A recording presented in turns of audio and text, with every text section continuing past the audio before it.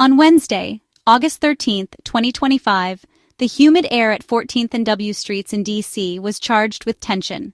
The city's usual summer buzz was replaced by a sense of unease, as if everyone could feel that something out of the ordinary was about to unfold.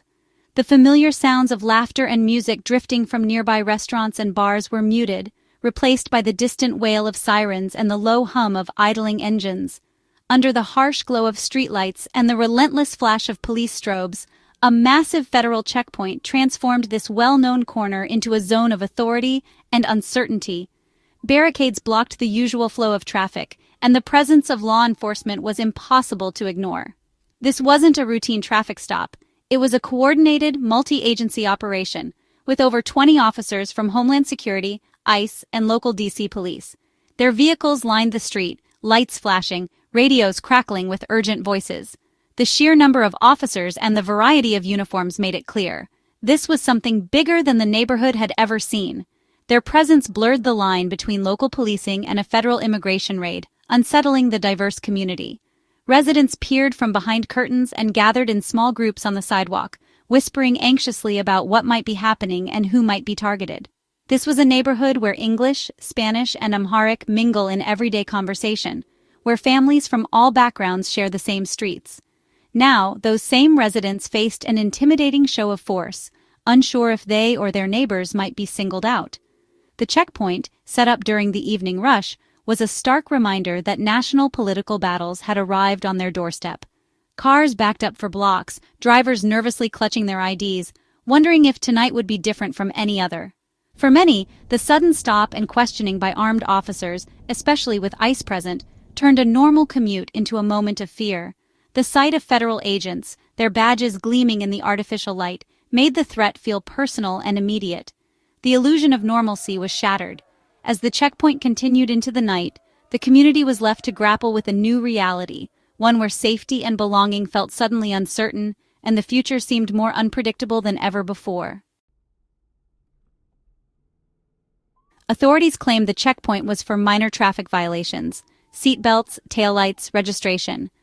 But the heavy presence of ICE told a different story. This was about immigration enforcement, not just traffic safety. The tactic, known as a pretext stop, allowed federal agents to question people they otherwise couldn't, turning small infractions into potential deportations. Residents saw through the official narrative, feeling targeted and betrayed by the collaboration between local police and ICE. For undocumented people, a simple stop now meant facing the terrifying reality of detention. The operation confirmed fears that DC's sanctuary promises were crumbling. Trust in local police eroded as they appeared to serve a federal agenda. The official story of public safety collapsed under the weight of community anxiety. Vulnerability and suspicion replaced the sense of security that once defined the neighborhood. As the checkpoint disrupted the neighborhood, fear quickly turned to action. Residents and bystanders gathered, forming a spontaneous protest that grew to nearly 100 people. They weren't organized activists, just neighbors united by outrage and a desire to protect each other. Chants of "Go home, fascists!" and "Read the Constitution" echoed through the streets. Protesters held up signs and phones, warning drivers and documenting the scene. Their presence was a real-time shield, trying to divert others from the checkpoint. Officers formed a line, but couldn't silence the crowd or stop the flow of information. The protest was a raw display of community resistance, transforming fear into collective power. That night, the people of D.C. showed that federal power would be met with the strength of solidarity. Amid the chaos, the checkpoint led to real consequences. At least 2 people were detained at the scene, a man speaking Spanish pulled from his car, and a woman led away in handcuffs. Their arrests were just the visible part of a citywide crackdown. 29 immigration-related arrests happened across D.C. that night. Many targeted were food delivery drivers, essential workers simply doing their jobs. Each arrest sent shockwaves through families and the workforce, spreading fear and uncertainty. The man in the red Kia faced separation from loved ones and the threat of deportation. For all those arrested, lives were thrown into crisis. The human cost was measured in broken families and a community gripped by fear. The checkpoint came on the heels of a dramatic and controversial policy shift by D.C. Police Chief Pamela Smith, sending shockwaves through the city's immigrant communities and law enforcement alike. For years, D.C. police had intentionally limited their cooperation with ICE, a move designed to foster trust with immigrants and encourage them to report crimes or seek help without fear of deportation. But the new order reversed this long-standing approach. Now officers are permitted to notify ICE about suspected undocumented immigrants during even the most routine stops, regardless of whether an arrest is made or not. This means that a simple traffic violation could potentially trigger federal involvement. D.C. police are now authorized to provide direct support to ICE, including transporting federal agents or detainees and sharing information that could lead to deportations. This marks a significant departure from previous city policy.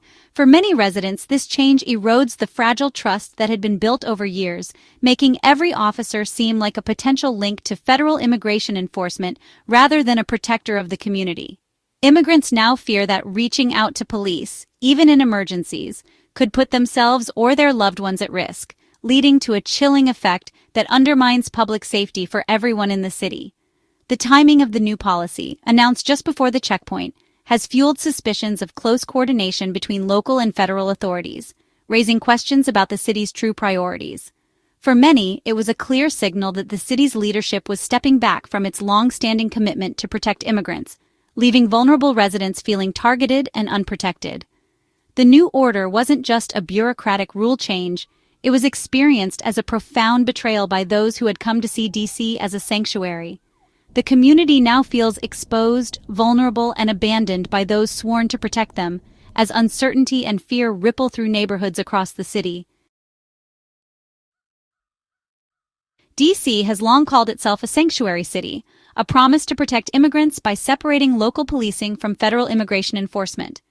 Sanctuary laws meant police couldn't ask about immigration status or cooperate with ICE on civil matters, building trust and safety. But that promise is under threat. Mayor Bowser's proposal to repeal sanctuary protections, though rejected by the council, signaled a willingness to compromise immigrant safety. The recent ICE checkpoints and new police order have rendered sanctuary status nearly meaningless in practice. Laws are only as strong as those who enforce them. When local police work with ICE and federal agents set up checkpoints, the protections evaporate. For thousands who believed in D.C.'s promise, this new reality is a devastating betrayal. The sense of safety that drew immigrants to the city is gone. Vulnerability and fear have replaced trust and hope. D.C.'s unique status as the nation's capital means its self-governance is always subject to the will of Congress and the president. Unlike states, D.C. does not have full autonomy, and its local laws can be overturned or ignored by federal authorities at any time. The Trump administration took advantage of this vulnerability, asserting direct federal control over the D.C. police force and rolling back the city's sanctuary protections for immigrants. This move was unprecedented in recent history and sent shockwaves through the city's leadership and communities. By stripping city officials of their authority, President Trump effectively transformed the D.C. police into an arm of federal immigration enforcement. Local leaders who had worked to build trust between police and immigrant communities suddenly found themselves powerless. Tom Homan, the administration's so-called border czar, publicly declared that D.C. would no longer be a sanctuary city. This announcement marked a dramatic shift in policy, signaling that federal priorities would override local values and protections.